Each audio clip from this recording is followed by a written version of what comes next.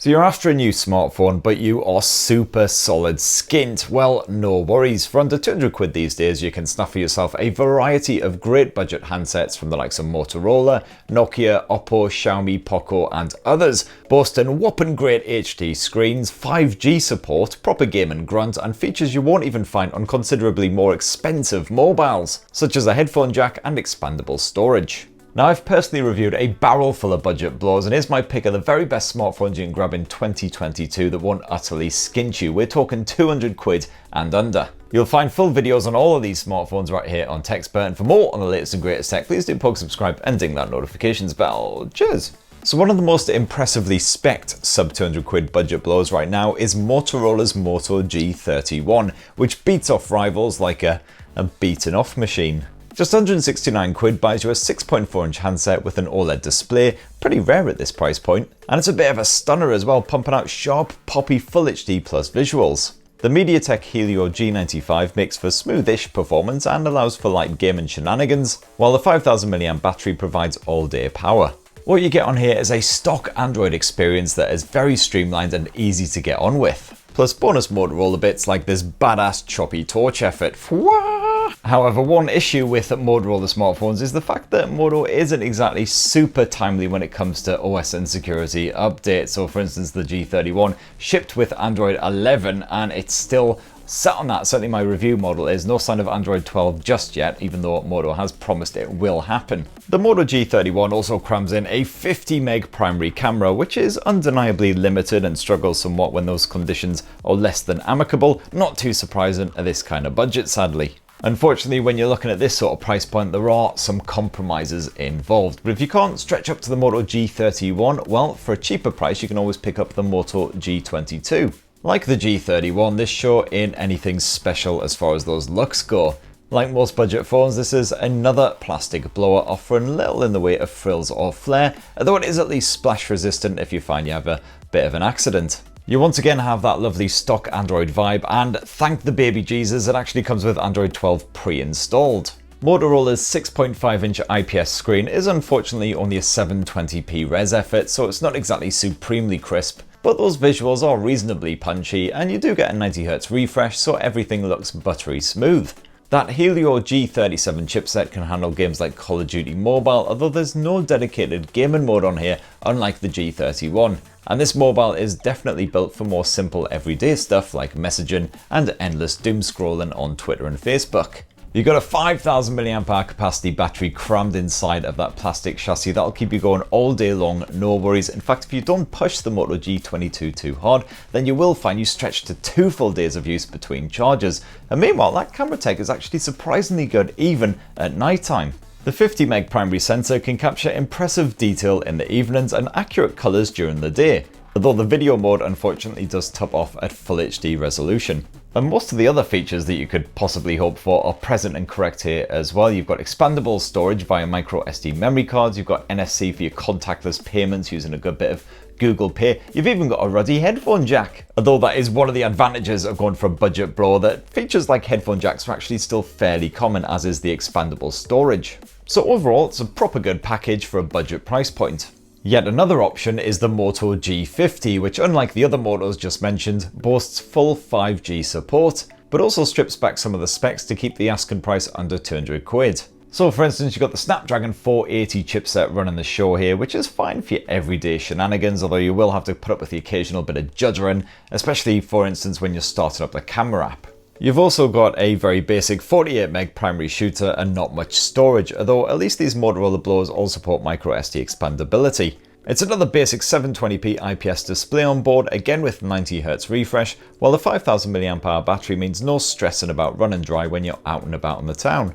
Now, another brand that offers straight-laced stock Android smartphones on a budget is Nokia, this time with the added bonus of timely security and OS updates. And one of their best packages right now for under £200 is the Nokia G21. This 6.5 inch blower suffers from standard Nokia tropes like that fat lip, plus the always pointless assistant button. but the dusk and Nordic blue colour options are rather fetching in a moody, emo, I'm gonna murder my parents in their sleep kind of way. Unfortunately, yes, at the time I shot this video, this Nokia blower was still languishing on old Android 11, but it has been promised an upgrade to Android 12 and then 13 beyond that as well, with 3 years of security patches chucked in as well, and the security updates seem to be coming through okay. Here in the UK, we can enjoy NFC support on this blower. You've got a dual SIM setup plus a separate micro SD memory card slot to expand the storage. And meanwhile, that IPS screen is a mere 720p panel, but it is fine for streaming a bit of YouTube or just browsing the old internet. Power and proceedings is a fairly basic Unisoc T606 chipset. Once again, this is fine for everyday stuff, but I would not recommend gaming on it. That screen is about as responsive as a blind and deaf tortoise. But the 5000 mAh battery is practically impossible to drain in a single day and should keep most people going at least a couple days between charges. Last up, that 50 meg rear shooter is absolutely fine for your everyday pics, although the focus does struggle to latch onto subjects in a timely fashion, so it can be a wee bit frustrating to use. Even cheaper is the Nokia G11, which also serves up seemingly never-ending battery life, and I actually found it less frustrating for gaming than the G21. It's a solid one for media streaming too, although once again that camera tech is basic at best. Definitely check out my full unboxing and hands-on review if you want to know more on all that shenanigans. Alternatively, for a bit more cash, you can always grab the Nokia G50, which upgrades the connectivity to a tasty bit of 5G for proper future-proofing. This 5G support comes courtesy of our great mate the Snapdragon 480, as previously found stuffed inside the Moto G50, and like the G50, the performance here can be a wee bit sluggish at times. In fact, at times it kind of feels like this Nokia blower just woke up from a particularly heavy all-night session on the Blue Wickeds and Smirnoff Ices, but it's fine for your everyday stuff. Bit of messaging, bit of media streaming, yada yada. And to be fair, even a light bit of gaming is fine with online murderthons like Call of Duty Mobile and PUBG playing with a respectable enough frame rate.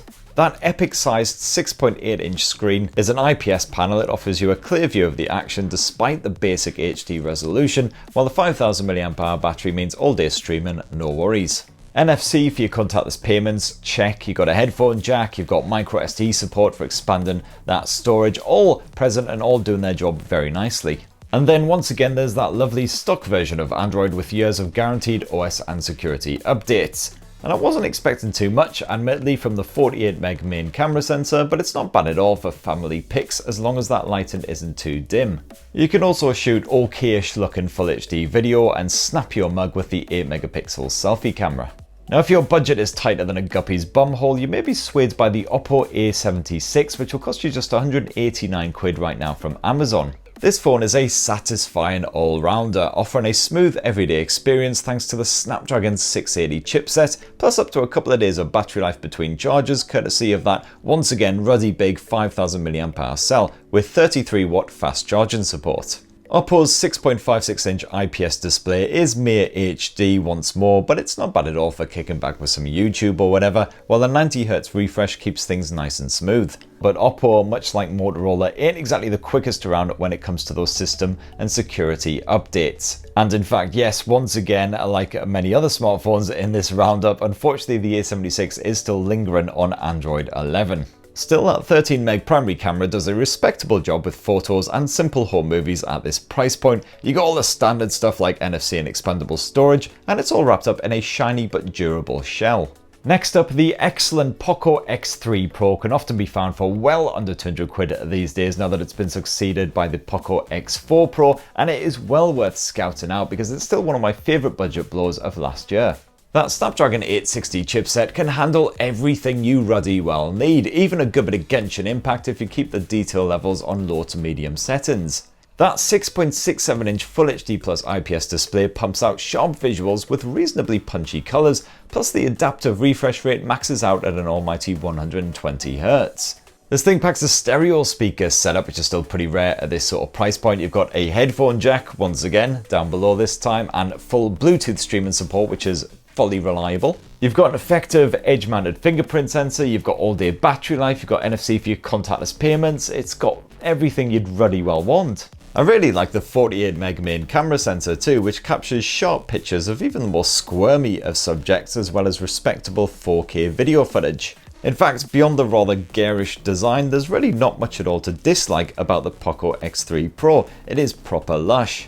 Of course, not everyone will likely get on with Xiaomi's MIUI launcher, which is packed on top of Android on this thing, especially as you, again, not exactly guaranteed timely updates when it comes to the OS side of things or the security side of things. And while I think MIUI has improved a lot in its latest iterations, it can be a little bit quirky, especially here on these more budget-friendly blowers. Now, another option at this price point is the Poco M4 Pro 5G, a smartphone which offers up some pretty respectable specs, including full 5G support, of course, shock, surprise, but it is also lumbered with some rather basic camera tech. You've got a 50 meg main sensor, but this definitely fouls its drawers a wee bit when the lighting ain't great, so tread carefully. Still, the Poco M4 Pro's 6.6-inch IPS screen is a Full HD Plus effort with 90Hz refresh support, and it proves perfectly respectable for any downtime where you want to slump on the sofa with some Netflix or Disney Plus or whatever else.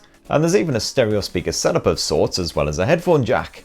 MediaTek's Dimensity 810 chipset can cope with some light gaming on the side, while the 5000 mAh capacity battery meant I wasn't cacking myself come the evening and praying that the Poco M4 Pro would survive until it was all tucked up with Teddy. There's microSD memory card support and all the other features you would expect, and overall I've got no qualms at all recommending this handset. Xiaomi is yet another manufacturer offering a decent range of smartphones with respectable specs at this sort of budget price point, and one of the best ones you can get right now in 2022 is this here Redmi Note 11.